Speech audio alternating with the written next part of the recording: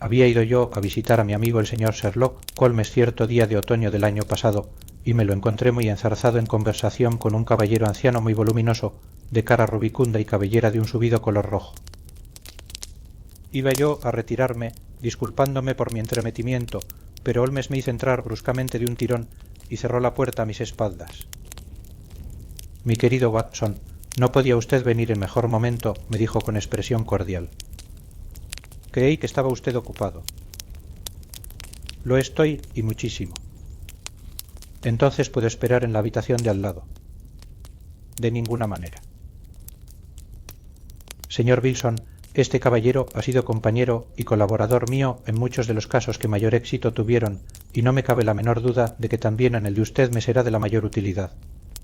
El voluminoso caballero hizo mención de ponerse en pie y me saludó con una inclinación de cabeza, que acompañó de una rápida mirada interrogadora de sus ojillos, medio hundidos en círculos de grasa. Tome asiento en el canapé, dijo Holmes, dejándose caer otra vez en su sillón y juntando las yemas de los dedos, como era costumbre suya cuando se hallaba de humor reflexivo. De sobra sé, mi querido Watson, que usted participa de mi afición a todo lo que es raro y se sale de los convencionalismos y de la monótona rutina de la vida cotidiana. Usted ha demostrado el deleite que eso le produce, como el entusiasmo que le ha impulsado a escribir la crónica de tantas de mis aventurillas, procurando embellecerlas hasta cierto punto, si usted me permite la frase. Desde luego, los casos suyos despertaron en mí el más vivo interés, le contesté.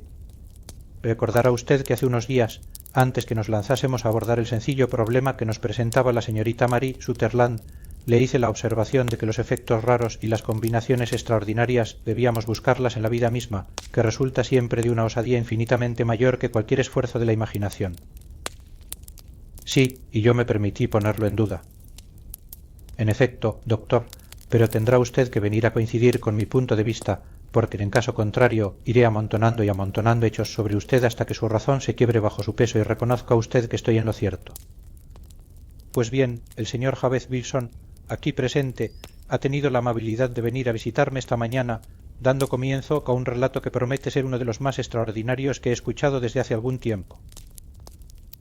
Me habrá usted oído decir que las cosas más raras y singulares no se presentan con mucha frecuencia unidas a los crímenes grandes, sino a los pequeños, y también, de cuando en cuando, en ocasiones en las que puede existir duda de si, en efecto, se ha cometido algún hecho delictivo. Por lo que he podido escuchar hasta ahora, me es imposible afirmar si en el caso actual estamos o no ante un crimen, pero el desarrollo de los hechos es, desde luego, uno de los más sorprendentes de que he tenido jamás ocasión de enterarme. Quizá, señor Wilson, tenga usted la extremada bondad de empezar de nuevo el relato. No se lo pido únicamente porque mi amigo, el doctor Watson, no ha escuchado la parte inicial, sino también porque la índole especial de la historia despierta en mí el vivo deseo de oír de labios de usted todos los detalles posibles. Por regla general, me suele bastar una ligera indicación acerca del desarrollo de los hechos para guiarme por los millares de casos similares que se me vienen a la memoria. Me veo obligado a confesar que en el caso actual, y según yo creo firmemente, los hechos son únicos. El voluminoso cliente enarcó el pecho como si aquello le enorgulleciera un poco y sacó del bolsillo interior de su gabán un periódico sucio y arrugado. Mientras él repasaba la columna de anuncios, adelantando la cabeza, después de alisar el periódico sobre sus rodillas, yo lo estudié a él detenidamente, esforzándome, a la manera de mi compañero, por descubrir las indicaciones que sus ropas y su apariencia exterior pudieran proporcionarme. No saqué, sin embargo, mucho de aquel examen. A juzgar por todas las señales, nuestro visitante era un comerciante inglés de tipo corriente, obeso, solemne y de lenta comprensión. Vestía unos pantalones abolsados, de tela de pastor, a cuadros grises, una levita negra y no demasiado limpia, desabrochada delante chaleco gris amarillento con albertina de pesado metal, de la que colgaba para adorno un trozo, también de metal, cuadrado y agujereado. A su lado, sobre una silla, había un raído sombrero de copa y un gabán marrón descolorido con el arrugado cuello de terciopelo. En resumidas cuentas, y por mucho que yo lo mirase, nada de notable distinguí en aquel hombre, fuera de su pelo rojo vivísimo y la expresión de disgusto y de pesar extremados que se leía en sus facciones. La mirada despierta de Sherlock Holmes me sorprendió en mi tarea, y mi amigo movió la cabeza, sonriéndome, en respuesta a las miradas mías interrogadoras. fuera de los hechos evidentes de que en tiempos estuvo dedicado a trabajos manuales, de que toma rapé, de que es francmasón, de que estuvo en China y de que en estos últimos tiempos ha estado muy atareado en escribir, no puedo sacar nada más en limpio. El señor Jabez Wilson se irguió en su asiento, puesto el dedo índice sobre el periódico, pero con los ojos en mi compañero. Pero, por vida mía, ¿cómo ha podido usted saber todo eso, señor Holmes? ¿Cómo averiguó, por ejemplo, que yo he realizado trabajos manuales? Todo lo que ha dicho es tan verdad como el Evangelio, y empecé mi carrera como carpintero de un barco. Por sus manos, señor. La derecha es un número mayor de medida que su mano izquierda. Usted trabajó con ella y los músculos de la misma están más desarrollados. Bien, pero ¿y lo del rapé y la francmasonería? No quiero hacer una ofensa a su inteligencia explicándole de qué manera he descubierto eso, especialmente porque, contrariando bastante las reglas de vuestra orden, usa usted un alfiler de corbata que representa un arco y un compás. Se me había pasado eso por alto. Pero, ¿y lo de la escritura? ¿Y qué otra cosa puede significar el que el puño derecho de su manga esté tan lustroso en una anchura de 5 pulgadas, mientras que el izquierdo muestra una superficie lisa cerca del codo, indicando el punto en que lo apoya sobre el pupitre? Bien, ¿y lo de China? El pez que lleva usted tatuado más arriba de la muñeca solo ha podido ser dibujado en China. Yo llevo realizado un pequeño estudio acerca de los tatuajes y he contribuido incluso a la literatura que trata de ese tema. El detalle de colorear las escamas del pez con un leve color sonrosado es completamente característico de China.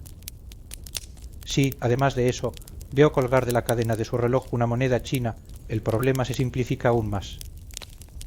El señor Jabez Wilson se rió con risa torpona y dijo: «No lo hubiera creído. Al principio me pareció que lo que había hecho usted era una cosa por demás inteligente, pero ahora me doy cuenta de que después de todo no tiene ningún mérito». «Comienzo a creer, Watson», dijo Holmes, «que es un error de parte mía el dar explicaciones».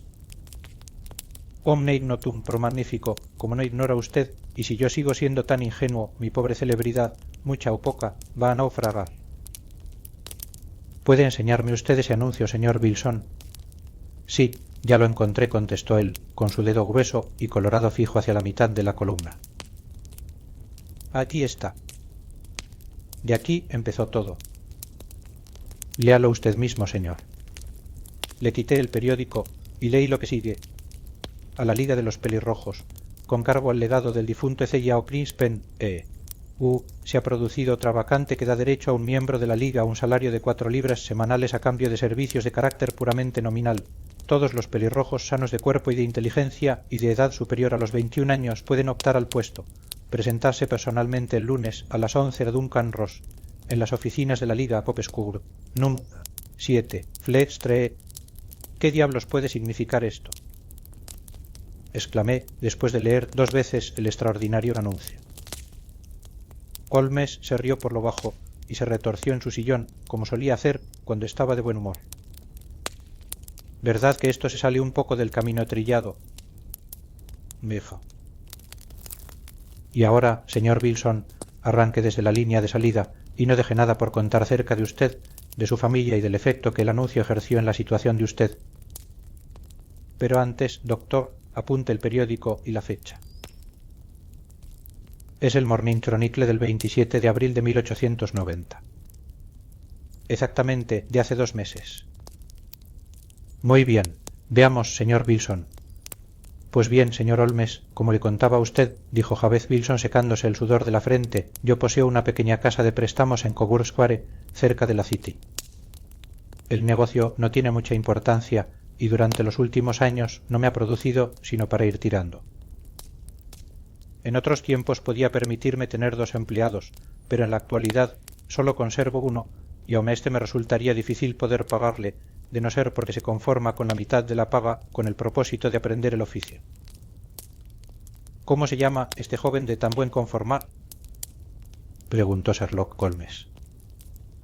Se llama Vicente Spaulding, pero no es precisamente un mozalbete. Resultaría difícil calcular los años que tiene. Yo me conformaría con que un empleado mío fuese lo inteligente que es él. Sé perfectamente que él podría ganar el doble de lo que yo puedo pagarle y mejorar de situación. Pero, después de todo, si él está satisfecho, ¿por qué voy a revolverle yo el magín? Naturalmente, ¿por qué va usted a hacerlo? Es para usted una verdadera fortuna el poder disponer de un empleado que quiere trabajar por un salario inferior al del mercado. En una época como la que atravesamos no son muchos los patronos que están en la situación de usted. Me está pareciendo que su empleado es tan extraordinario como su anuncio. Bien, pero también tiene sus defectos ese hombre, dijo el señor Wilson. Por ejemplo, el de largarse por ahí con el aparato fotográfico en las horas en que debería estar cultivando su inteligencia para luego venir y meterse en la bodega, lo mismo que un conejo en la madriguera, a revelar sus fotografías. Ese es el mayor de sus defectos, pero, en conjunto, es muy trabajador. Y carece de vicios. Supongo que seguirá trabajando con usted. Sí, señor. Yo soy viudo, nunca tuve hijos, y en la actualidad componen mi casa él y una chica de 14 años que sabe cocinar algunos platos sencillos y hacer la limpieza. Los tres llevamos una vida tranquila, señor, y gracias a eso estamos bajo techado, pagamos nuestras deudas y no pasamos de ahí. Fue el anuncio lo que primero nos sacó de quicio. Saultín se presentó en la oficina, hoy hace exactamente 8 semanas, con este mismo periódico en la mano, y me dijo: «Ojalá Dios que yo fuese pelirrojo, señor Wilson». Yo le pregunté de qué se trata. Y él me contestó, pues que se ha producido otra vacante en la Liga de los Pelirrojos. Para quien lo sea equivale a una pequeña fortuna, y según tengo entendido, son más las vacantes que los pelirrojos, de modo que los albaceas testamentarios andan locos no sabiendo qué hacer con el dinero. Si mi pelo cambiase de color, ahí tenía yo un huequecito a pedir de boca donde meterme. Pero bueno, ¿de qué se trata?, le pregunté. Mire, señor Holmes, yo soy un hombre muy de su casa. Como el negocio vino a mí, en vez de ir yo en busca del negocio, se pasan semanas enteras sin que yo ponga el pie fuera del felpudo de la puerta del local. Por esa razón vivía sin enterarme mucho de las cosas de fuera y recibía con gusto cualquier noticia. ¿Nunca oyó usted hablar de la Liga de los Pelirrojos?, me preguntó con asombro. No. Sí que es extraño, siendo como es usted uno de los candidatos elegibles para ocupar las vacantes. ¿Y qué supone en dinero?, le pregunté. Una minucia, nada más que un par de centenares de libras al año, pero casi sin trabajo y sin que le impidan gran cosa dedicarse a sus propias ocupaciones. Se imaginará usted fácilmente que eso me hizo afinar el oído, ya que mi negocio no marchaba demasiado bien desde hacía algunos años, y un par de centenares de libras más me habrían venido de perlas.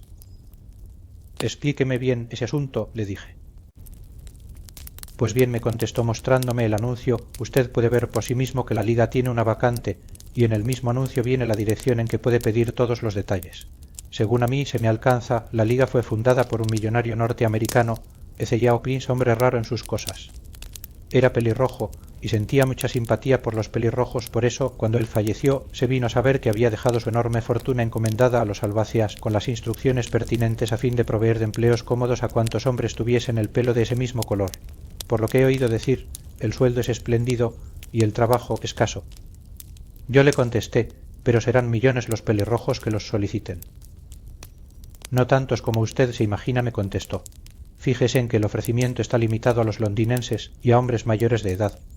El norteamericano en cuestión marchó de Londres en su juventud y quiso favorecer a su vieja y querida ciudad.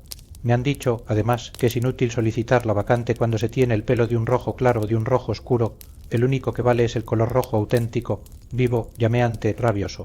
Si le interesase solicitar la plaza, señor Wilson, no tiene sino presentarse, aunque quizá no valga la pena para usted el molestarse por unos pocos centenares de libras. La verdad es, caballeros, como ustedes mismos pueden verlo, que mi pelo es de un rojo vivo y brillante, por lo que me pareció que si se celebraba un concurso, yo tenía tantas probabilidades de ganarlo como el que más de cuantos pelirrojos había encontrado en mi vida. Vicente Spaulding parecía tan enterado del asunto que pensé que podría serme de utilidad, de modo, pues, que le di la orden de echar los postigos por aquel día y de acompañarme inmediatamente. Le cayó muy bien lo de tener un día de fiesta, de modo, pues, que cerramos el negocio y marchamos hacia la dirección que figuraba en el anuncio. Yo no creo que vuelva a contemplar un espectáculo como aquel en mi vida, señor Holmes. Procedentes del norte, del sur, del este y del oeste, todos cuantos hombres tenían un algo de rubicundo en los cabellos se habían largado a la City respondiendo al anuncio. Fleet Street estaba obstruida de pelirrojos y Popescu producía la impresión del carrito de un vendedor de naranjas. Jamás pensé que pudieran ser tantos en el país como los que se congregaron por un solo anuncio. Los había allí de todos los matices: rojo pajizo, limón, naranja, ladrillo, cerro setter, irlandés y dado, arcilla. Pero, según hizo notar Spaulding, no eran muchos los de un auténtico rojo, vivo y llameante.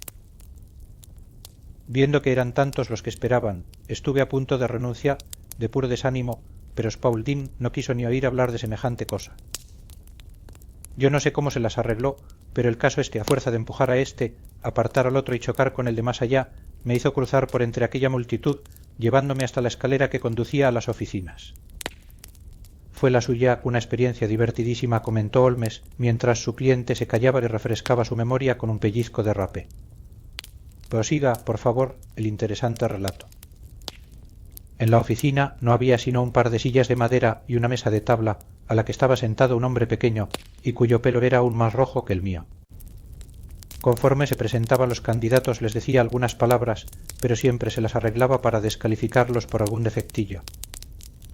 Después de todo, no parecía cosa tan sencilla el ocupar una vacante. Pero cuando nos llegó la vez a nosotros, el hombrecito se mostró más inclinado hacia mí que hacia todos los demás y cerró la puerta cuando estuvimos dentro, a fin de poder conversar reservadamente con nosotros. Este señor se llama Jabez Wilson, le dijo mi empleado, y desearía ocupar la vacante que hay en la lida. Por cierto que se ajusta a maravilla para el puesto, contestó el otro. Reúne todos los requisitos. No recuerdo desde cuándo no he visto pelo tan hermoso. Dio un paso atrás, torció a un lado la cabeza y me estuvo contemplando el pelo hasta que me sentí invadido de rubor. Y de pronto se abalanzó hacia mí, me dio un fuerte apretón de manos y me felicitó calurosamente por mi éxito. El titubear constituiría una injusticia, dijo, pero estoy seguro de que sabrá disculpar el que yo tome una precaución elemental. Y acto continuo me agarró del pelo con ambas manos y tiró hasta hacerme gritar de dolor. Al soltarme, me dijo: tiene usted lágrimas en los ojos, de lo cual deduzco que no hay trampa. Es preciso que tengamos sumo cuidado porque ya hemos sido engañados en 2 ocasiones, una de ellas con peluca postiza y la otra con el tinte. Podría contarle a usted anécdotas del empleo de cera de zapatero remendón como para que se asquease de la condición humana. Dicho esto, se acercó a la ventana y anunció a voz en grito a los que estaban debajo que había sido ocupada la vacante. Se alzó un gemido de desilusión entre los que esperaban y la gente se desbandó, no quedando más pelirrojos a la vista que mi gerente y yo. Me llamo Duncan Ross, dijo este, y soy uno de los que cobran pensión procedente del legado de nuestro noble bienhechor. ¿Es usted casado, señor Wilson? ¿Tiene usted familia? Contesté que no la tenía. La cara de aquel hombre se nubló en el acto y me dijo con mucha gravedad: vaya por Dios, qué inconveniente más grande. Cuánto lamento oírle decir eso. Como es natural, la finalidad del legado es la de que aumenten y se propaguen los pelirrojos y no solo su conservación. Es una gran desgracia que usted sea un hombre sin familia. También mi cara se nubló al oír aquello, señor Holmes, viendo que después de todo se me escapaba la vacante, pero, después de pensarlo por espacio de algunos minutos, sentenció que eso no importaba. Tratándose de otro, dijo, esa objeción podría ser fatal, pero estiraremos la cosa en favor de una persona de un pelo como el suyo. ¿Cuándo podrá usted hacerse cargo de sus nuevas obligaciones? Hay un pequeño inconveniente, puesto que yo tengo un negocio mío, contesté.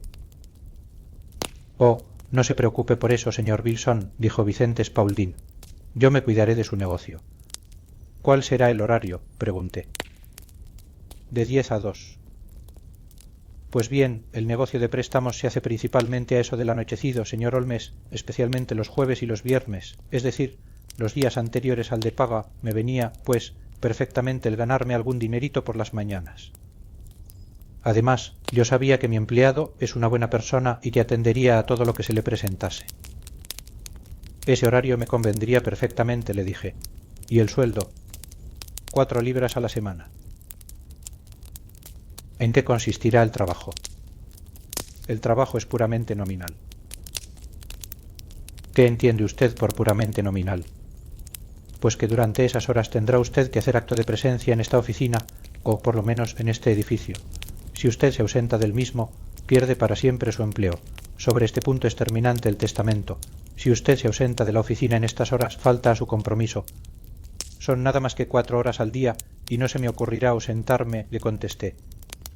Si lo hiciese, no le valdrían excusas, me dijo el señor Duncan Ross, ni por enfermedad, negocios, ni nada. Usted tiene que permanecer aquí, so pena de perder la colocación. ¿Y el trabajo? Consiste en copiar la Enciclopedia Británica. En este estante tiene usted el primer volumen.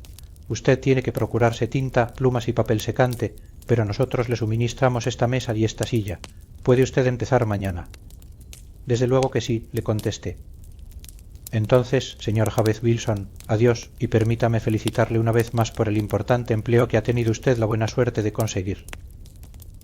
Se despidió de mí con una reverencia, indicándome que podía retirarme, y yo me volví a casa con mi empleado, sin saber casi qué decir ni qué hacer, de tan satisfecho como estaba con mi buena suerte.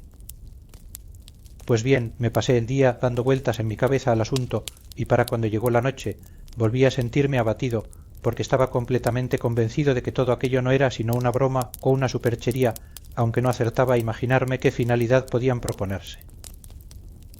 Parecía completamente imposible que hubiese nadie capaz de hacer un testamento semejante y de pagar un sueldo como aquel por un trabajo tan sencillo como el de copiar la Enciclopedia Británica.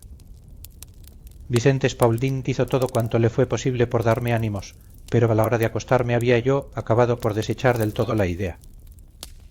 Sin embargo, cuando llegó la mañana resolví ver en qué quedaba aquello, compré un frasco de tinta de apenique, me proveí de una pluma de escribir y de 7 pliegos de papel de oficio, y me puse en camino para Popescudo.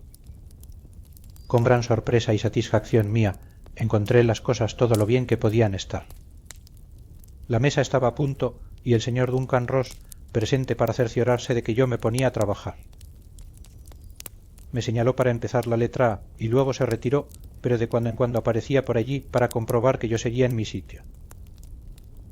A las 2 me despidió, me felicitó por la cantidad de trabajo que había hecho y cerró la puerta del despacho después de salir yo.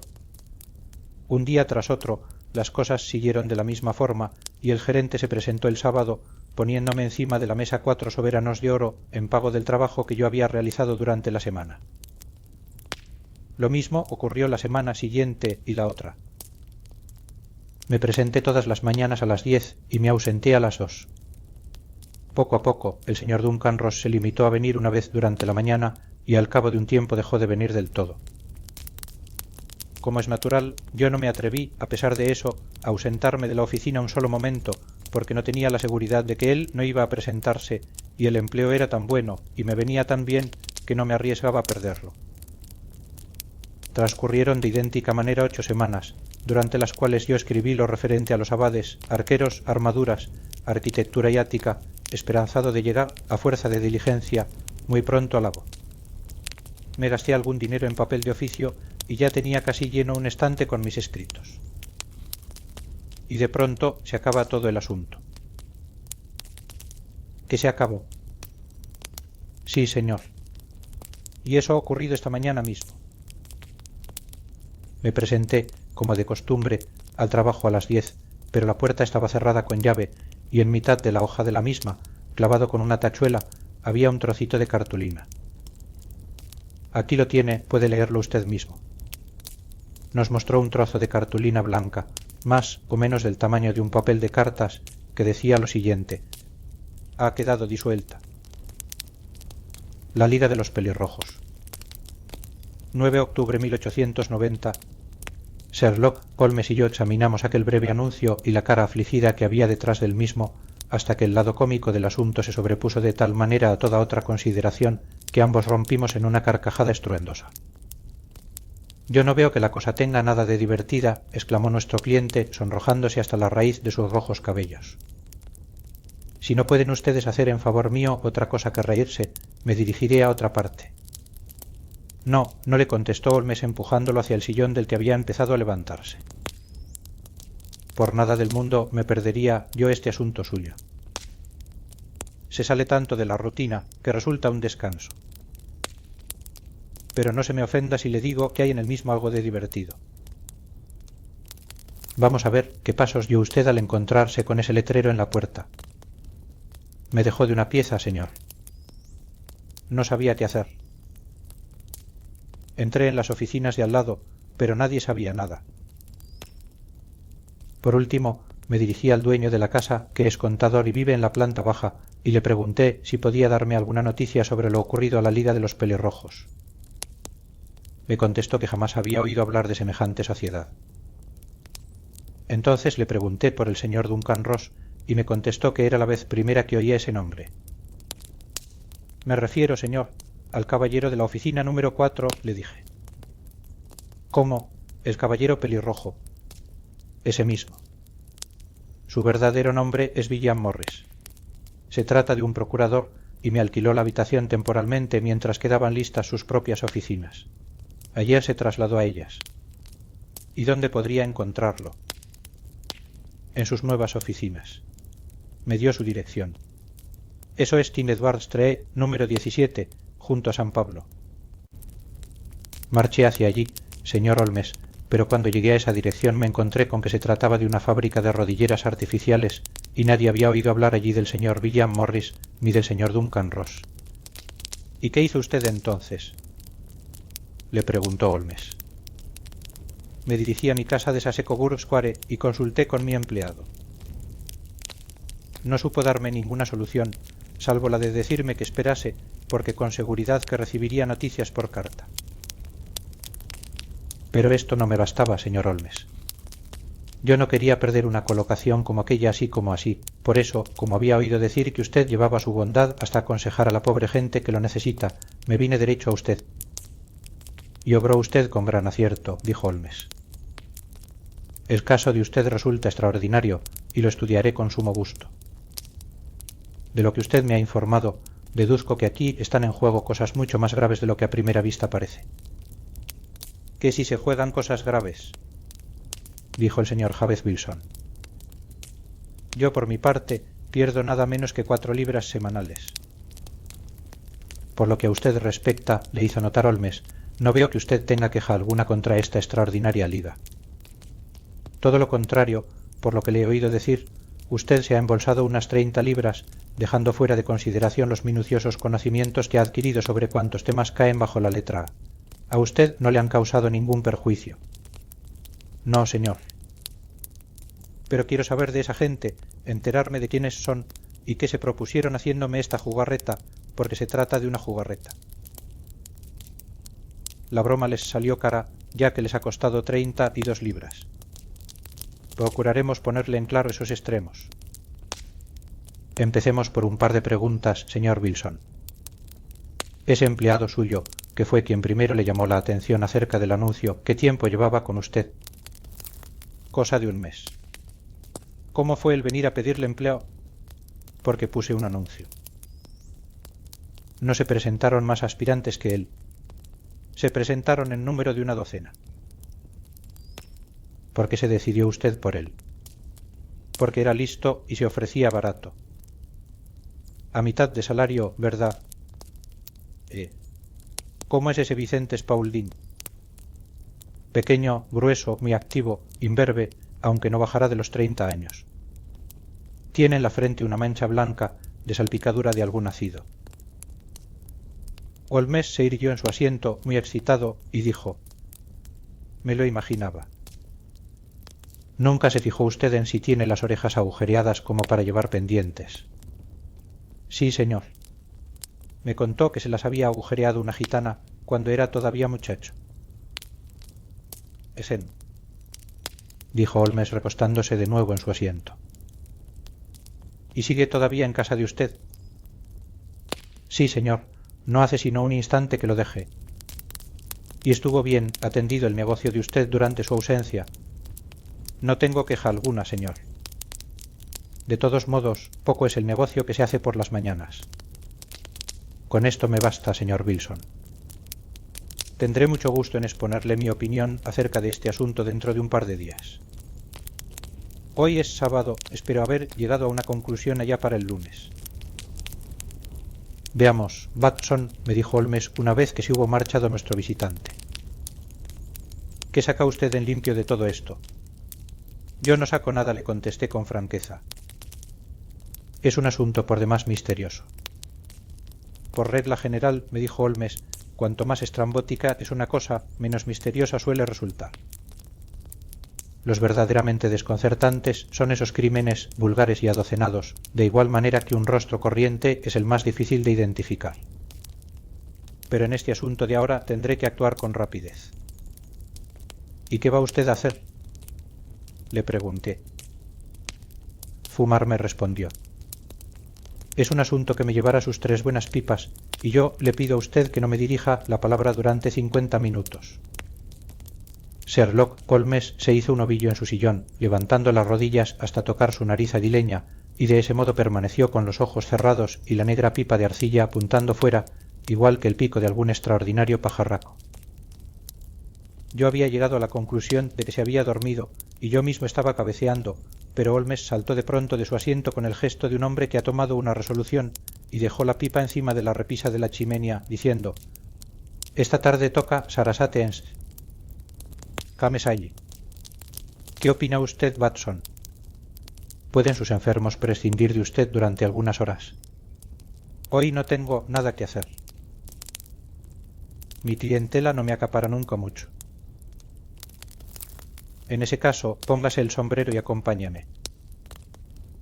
Pasaré primero por la City y por el camino podemos almorzar alguna cosa. Me he fijado en que el programa incluye mucha música alemana, que resulta más de mi gusto que la italiana y la francesa.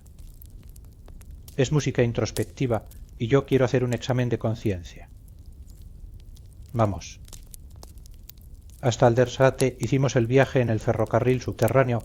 Un corto paseo nos llevó hasta Sasecoburg Square, escenario del extraño relato que habíamos escuchado por la mañana. Era esta una placita ahogada, pequeña, de quiero y no puedo, en la que 4 hileras de desaseadas casas de ladrillo de 2 pisos miraban a un pequeño cercado, de verjas, dentro del cual una raquítica cespedera y unas pocas matas de ajado laurel luchaban valerosamente contra una atmósfera cargada de humo y adversa. 3 bolas doradas y un rótulo marrón con el nombre Jabez Wilson en letras blancas en una casa que hacía esquina servían de anuncio al local en que nuestro pelirrojo cliente realizaba sus transacciones. Sherlock Holmes se detuvo delante del mismo, ladeó la cabeza y lo examinó detenidamente con ojos que brillaban entre sus encogidos párpados. Después caminó despacio calle arriba y luego calle abajo hasta la esquina, siempre con la vista clavada en los edificios. Regresó, por último, hasta la casa del prestamista, y después de golpear con fuerza 2 o 3 veces en el suelo con el bastón, se acercó a la puerta y llamó. Abrió en el acto un joven de aspecto despierto, bien afeitado, y le invitó a entrar. «No, gracias. Quería solo preguntar por dónde se va Strand», dijo Holmes. 3 a la derecha y luego 4 a la izquierda», contestó el empleado, apresurándose a cerrar. «He ahí un individuo listo», comentó Holmes cuando nos alejábamos. «En mi opinión, es el cuarto en listeza de Londres, y en cuanto a audacia, quizá pueda aspirar a ocupar el 3er lugar. He tenido antes de ahora ocasión de intervenir en asuntos relacionados con él. Es evidente», dije yo, «que el empleado del señor Wilson entre por mucho en este misterio de la Liga de los Pelirrojos. Estoy seguro de que usted le preguntó el camino únicamente para tener ocasión de echarle la vista encima. No Ares. ¿A quién, entonces? A las rodilleras de sus pantalones. ¿Y qué vio usted en ellas? Lo que esperaba ver. ¿Y por qué golpeó usted el suelo de la acera? Mi querido doctor, estos son momentos de observar, no de hablar. Somos espías en campo enemigo. Ya sabemos algo de Sasecoburg Square. Exploremos ahora las travesías que tienen su parte posterior. La carretera por la que nos metimos al doblar la esquina de la apartada plaza de Sasecoburg presentaba con esta el mismo contraste que la cara de un cuadro con su reverso. Estábamos ahora en una de las arterias principales por donde discurre el tráfico de la City hacia el norte y hacia el oeste. La calzada se hallaba bloqueada por el inmenso río del tráfico comercial que fluía en una doble marea hacia dentro y hacia fuera, en tanto que los andenes hormigueaban de gentes que caminaban presurosas. Contemplando la hilera de tiendas elegantes y de magníficos locales de negocio, resultaba difícil hacerse a la idea de que, en efecto, desembocasen por el otro lado en la plaza descolorida y muerta que acabábamos de dejar. «Veamos», dijo Holmes, en pie en la esquina y dirigiendo su vista por la hilera de edificios adelante. «Me gustaría poder recordar el orden en que están aquí las casas. Una de mis aficiones es la de conocer Londres al dedillo. Tenemos el Mortimers, el despacho de tabacos, la tiendecita de periódicos, la sucursal Coburg del City and Suburban Bank, el restaurante vegetalista y el depósito de las carrocerías Mfarlane. Y con esto pasamos a la otra manzana, y ahora, doctor, ya hemos hecho nuestro trabajo, y es tiempo de que tengamos alguna distracción. Un bocadillo, una taza de café y acto seguido a los dominios del violín, donde todo es dulzura, delicadeza y armonía, y donde no existen clientes pelirrojos que nos molesten con sus rompecabezas. Era mi amigo un músico entusiasta que no se limitaba a su gran destreza de ejecutante, sino que escribía composiciones de verdadero mérito. Permaneció toda la tarde sentado en su butaca sumido en la felicidad más completa, de cuando en cuando marcaba gentilmente con el dedo el compás de la música, mientras que su rostro de dulce sonrisa y sus ojos ensoñadores se parecían tan poco a los de Holmes el sabueso, a los de Holmes el perseguidor implacable, agudo, ágil, de criminales, como es posible concebir. Los dos aspectos de su singular temperamento se afirmaban alternativamente y su extremada exactitud y astucia representaban, según yo pensé muchas veces, la reacción contra el humor poético y contemplativo que, en ocasiones, se sobreponía dentro de él. Ese vaivén de su temperamento lo hacía pasar desde la más extrema languidez a una devoradora energía, y según yo tuve oportunidad de saberlo bien, no se mostraba nunca tan verdaderamente formidable como cuando se había pasado días enteros descansando ociosamente en su sillón, entregado a sus improvisaciones y a sus libros de letra gótica. Era entonces cuando le acometía de súbito el anhelo vehemente de la caza, y cuando su brillante facultad de razonar se elevaba hasta el nivel de la intuición, llegando al punto de que quienes no estaban familiarizados con sus métodos le mirasen de soslayo como persona cuyo saber no era el mismo de los demás mortales. Cuando aquella tarde lo vi tan arrebujado en la música de este. James allí tuve la sensación de que quizás se les venían encima malos momentos a aquellos en cuya persecución se había lanzado. Seguramente que querrá usted ir a su casa, doctor, me dijo cuando salíamos. Sí, no estaría de más. Y yo tengo ciertos asuntos que me llevarán varias horas.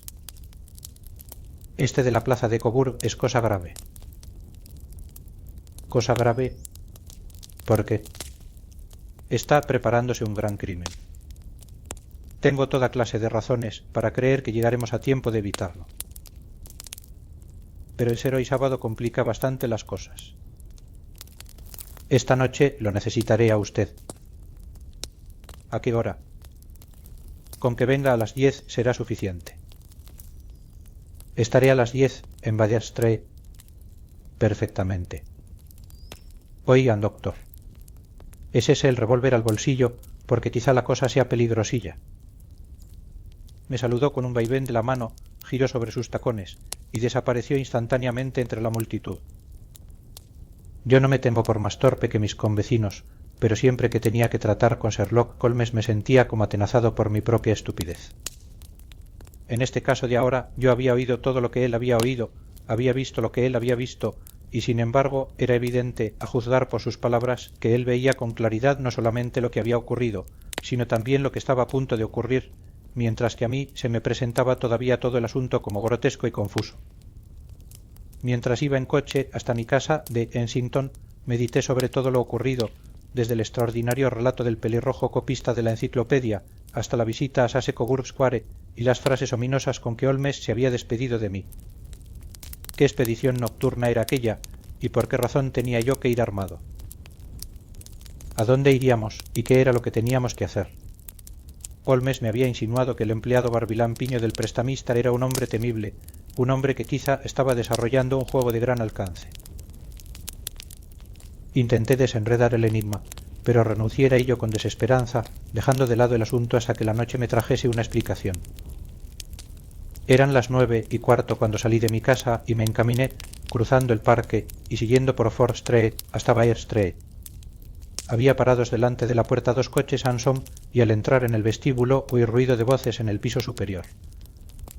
Al entrar en la habitación de Holmes, encontré a éste en animada conversación con 2 hombres, en uno de los cuales reconocí al agente oficial de policía Peter Jones, el otro era un hombre alto, delgado, caritristón, de sombrero muy lustroso y levita abrumadoramente respetable. Ya está completa nuestra expedición, dijo Holmes, abrochándose la zamarra de marinero y cogiendo del perchero su pesado látigo de caza. Creo que usted, Watson, conoce ya al señor Jones, de Scotland Yard. Permítame que le presente al señor Merry Beater, que será esta noche compañero nuestro de aventuras. Otra vez salimos de caza por parejas, como usted ve, doctor, me dijo Jones con su prosopopeya habitual. Este amigo nuestro es asombroso para levantar la pieza. Lo que él necesita es un perro viejo que le ayude a cazarla. Espero que al final de nuestra caza no resulte que hemos estado persiguiendo fantasmas, comentó, lúgubre, el señor Merry Beater.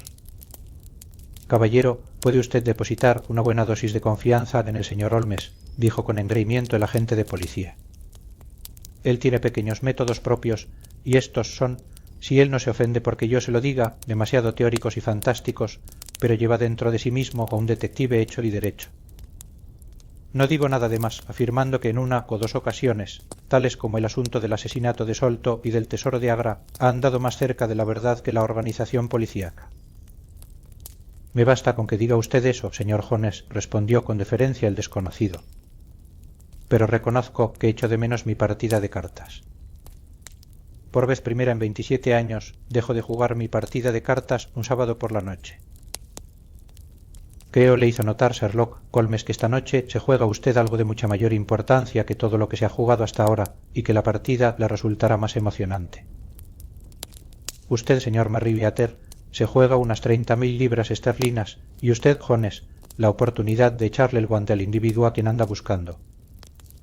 A John Clay, asesino, ladrón, quebrado, fraudulento y falsificador. Se trata de un individuo joven, señor Merry Beater, pero marcha a la cabeza de su profesión y preferiría esposarlo a él mejor que a ningún otro de los criminales de Londres. Este John Clay es hombre extraordinario.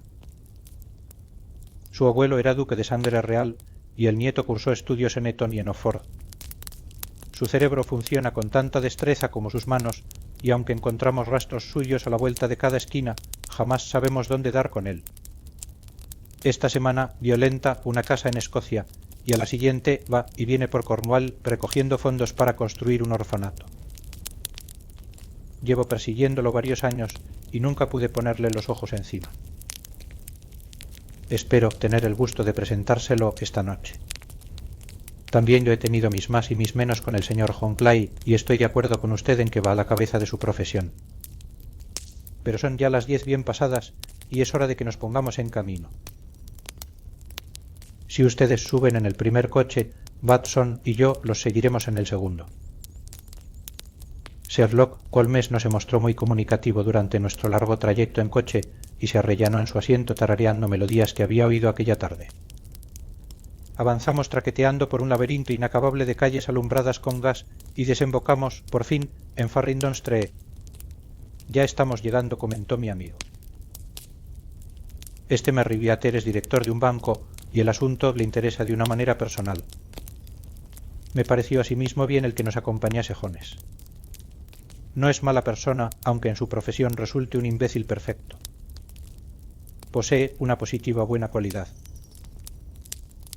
Es valiente como un buildo y tan tenaz como una langosta cuando cierra sus garras sobre alguien. Ya hemos llegado y nos esperan. Estábamos en la misma concurrida arteria que habíamos visitado por la mañana. Despedimos a nuestros coches y, guiados por el señor Merry Beater, nos metimos por un estrecho pasaje y cruzamos una puerta lateral que se abrió al llegar nosotros. Al otro lado había un corto pasillo que terminaba en una pesadísima puerta de hierro. También ésta se abrió, dejándonos pasar a una escalera de piedra y en curva que terminaba en otra formidable puerta. El señor Merry Beater se detuvo para encender una linterna y luego nos condujo por un corredor oscuro y que olía a tierra. Luego, después de abrir una tercera puerta, desembocamos en una inmensa bóveda o bodega en que había amontonadas por todo su alrededor jaulas de embalaje con cajas macizas dentro. Desde arriba no resulta usted muy vulnerable, hizo notar Holmes, manteniendo en alto la linterna y revisándolo todo con la mirada. Ni desde abajo, dijo el señor Merry Beater golpeando con su bastón en las losas con que estaba empedrado el suelo. Por vida mía, esto suena a hueco, exclamó, alzando sorprendido la vista. Me veo obligado a pedir a usted que permanezca un poco más tranquilo, le dijo con severidad Holmes. Acaba usted de poner en peligro todo el éxito de la expedición. ¿Puedo pedirle que tenga la bondad de sentarse encima de una de estas cajas sin intervenir en nada? El solemne señor Merribeater se encaramó a una de las jaulas de embalaje mostrando gran disgusto en su cara, mientras Holmes se arrodillaba en el suelo y sirviéndose de la linterna y de una lente de aumento, comenzó a escudriñar minuciosamente las rendijas entre losa y losa. Le bastaron pocos segundos para llegar al convencimiento, porque se puso ágilmente en pie y se guardó su lente en el bolsillo. Tenemos por delante lo menos una hora, dijo a modo de comentario, porque nada pueden hacer mientras el prestamista no se haya metido en la cama. Pero cuando esto ocurra, pondrán inmediatamente manos a la obra, pues cuanto antes le den fin, más tiempo les quedará para la fuga. Doctor, en este momento nos encontramos, según usted habrá ya adivinado, en los sótanos de la sucursal que tiene en la City uno de los principales bancos londinenses. El señor Merribeater es el presidente del Consejo de Dirección y él explicará a usted por qué razones puede esta bodega despertar ahora mismo vivo interés en los criminales más audaces de Londres. Se trata del oro francés que aquí tenemos, cuchicheó el director. Hemos recibido ya varias advertencias de que quizá se llevase a cabo una tentativa para robarnos. ¿El oro francés? Hace algunos meses se nos presentó la conveniencia de reforzar nuestros recursos y para ello tomamos en préstamo 30.000 napoleones por el Banco de Francia. Ha corrido la noticia de que no habíamos tenido necesidad de desempaquetar el dinero y que éste se encuentra aún en nuestra bodega. Esta jaula sobre la que estoy sentado encierra 2.000 napoleones empaquetados entre capas superpuestas de plomo. En este momento, nuestras reservas en oro son mucho más elevadas de lo que es corriente guardar en una sucursal, y el Consejo de Dirección tenía sus recelos por este motivo. Recelos que estaban muy justificados, hizo notar Holmes. Es hora ya de que pongamos en marcha nuestros pequeños planes. Cálculo que de aquí a una hora las cosas habrán hecho crisis. Para empezar, señor Merribeater, es preciso que corra la pantalla de esta linterna sorda. Y vamos a permanecer en la oscuridad. Eso me temo. Traje conmigo un juego de cartas, pensando que en fin de cuentas, siendo como somos una partie carré, quizá no se quedará usted sin echar su partidita habitual. Pero, según he observado, los preparativos del enemigo se hallan tan avanzados que no podemos correr el riesgo de tener luz encendida. Y antes que nada, tenemos que tomar posiciones. Esta gente es temeraria y, aunque los situaremos en desventaja, podrían causarnos daño si no andamos con cuidado. Yo me situaré detrás de esta jaula, y ustedes escóndanse detrás de aquellas. Cuando yo los enfoque con una luz, ustedes los cercan rápidamente. Si ellos hacen fuego, no sienta remordimientos de tumbarlos a tiros, Watson. Coloqué mi revólver, con el gatillo levantado, sobre la caja de madera detrás de la cual estaba yo parapetado. Holmes corrió la cortina delantera de su linterna y nos dejó sumidos en negra oscuridad, en la oscuridad más absoluta en que yo me encontré hasta entonces. El olor del metal caliente seguía atestiguándonos que la luz estaba encendida, pronta a brillar instantáneamente. Aquellas súbitas tinieblas y el aire frío y húmedo de la bodega ejercieron una impresión deprimente y amortiguadora sobre mis nervios, tensos por la más viva expectación. Solo les queda un camino para la retirada, cuchicheó Holmes, el de volver a la casa y salir a Saseco Square. Habrá usted hecho ya lo que le pedí, ¿verdad? Un inspector y 2 funcionarios esperan en la puerta delantera. Entonces les hemos tapado todos los agujeros. Silencio, pues, y a esperar. Qué larguísimo resultó aquello. Comparando notas más tarde, resulta que la espera fue de 1 hora y cuarto, pero yo tuve la sensación de que había transcurrido la noche y que debía de estar alboreando por encima de nuestras cabezas. Tenía los miembros entumecidos y cansados, porque no me atrevía a cambiar de postura, pero mis nervios habían alcanzado el más alto punto de tensión, y mi oído se había agudizado hasta el punto de que no solo escuchaba la suave respiración de mis compañeros, sino que distinguía por su mayor volumen la inspiración del voluminoso Jones, de la nota suspirante del director del banco. Desde donde yo estaba, podía mirar por encima del cajón hacia el piso de la bodega. Mis ojos percibieron de pronto el brillo de una luz. Empezó por ser nada más que una leve chispa en las losas del empedrado y luego se alargó hasta convertirse en una línea amarilla. De pronto, sin ninguna advertencia ni ruido, pareció abrirse un desgarrón y apareció una mano blanca, femenina casi, que tanteó por el centro de la pequeña superficie de luz. Por espacio de un minuto o más sobresalió la mano del suelo con sus inquietos dedos. Se retiró luego tan súbitamente como había aparecido y todo volvió a quedar sumido en la oscuridad, menos una chispita cardena reveladora de una grieta entre las losas. Pero esa desaparición fue momentánea. Una de las losas, blancas y anchas, giró sobre uno de sus lados, produciendo un ruido chirriante, de desgarramiento, dejando abierto un hueco cuadrado por el que se proyectó hacia afuera la luz de una linterna. Asomó por encima de los bordes una cara barbilampiña infantil que miró con gran atención a su alrededor y luego, haciendo palanca con las manos a un lado y otro de la abertura, se lanzó hasta sacar primero los hombros, luego la cintura y apoyó por fin una rodilla encima del borde. Un instante después se irguió en pie a un costado del agujero, ayudando a subir a un compañero, delgado y pequeño como él, de cara pálida y una mata de pelo de un rojo vivo. No hay nadie, cuchicheo.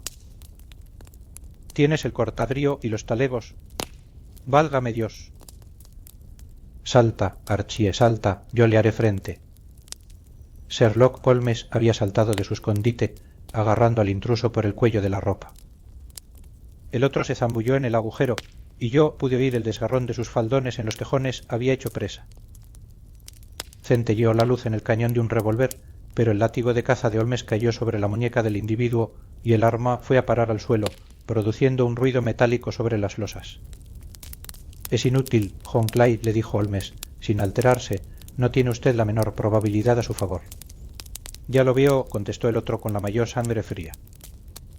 Supongo que mi compañero está a salvo, aunque, por lo que veo, se han quedado ustedes con las colas de su chaqueta. Le esperan 3 hombres a la puerta, le dijo Holmes. Ansín, por lo visto, no se le ha escapado a usted detalle. Le felicito. Y yo a usted, le contestó Holmes. Su idea de los pelirrojos tuvo gran novedad y eficacia. Enseguida va usted a encontrarse con su compinche, dijo Jones. Es más ágil que yo, descolgándose por los agujeros. Alargue las manos mientras le coloco las pulseras. Haga el favor de no tocarme con sus manos sucias, comentó el preso, en el momento en que se oyó el clic de las esposas al cerrarse. Quizá ignore que corre por mis venas sangre real. Tenga también la amabilidad de darme el tratamiento de señor y de pedirme las cosas por favor. Perfectamente, dijo Jones, abriendo los ojos y con una risita. ¿Se digna, señor, caminar escaleras arriba para que podamos llamar a un coche y conducir a su Alteza hasta la comisaría? Así está mejor, contestó John Clay serenamente. Nos saludó a los 3 con una gran inclinación cortesana y salió de allí tranquilo, custodiado por el detective. Señor Holmes, dijo el señor Merriweather, mientras íbamos tras ellos, después de salir de la bodega, yo no sé cómo podrá el banco agradecérselo y recompensárselo. No cabe duda de que usted ha sabido descubrir y desbaratar del modo más completo una de las tentativas más audaces de robo de bancos que yo he conocido. Tenía mis pequeñas cuentas que saldar con el señor John Clay, contestó Holmes. El asunto me ha ocasionado algunos pequeños desembolsos que espero que el banco me reembolsará. Fuera de eso, estoy ampliamente recompensado con esta experiencia, que es en muchos aspectos única, y con haberme podido enterar del extraordinario relato de la Liga de los Pelirrojos. Ya de mañana, sentado frente a sendos vasos de whisky con soda en Bayer Street, me explicó Holmes. Comprenda usted, Watson, resultaba evidente desde el principio que la única finalidad posible de ese fantástico negocio del anuncio de la Liga y del copiar la enciclopedia tenía que ser el alejar durante un número determinado de horas todos los días a este prestamista, que tiene muy poco de listo.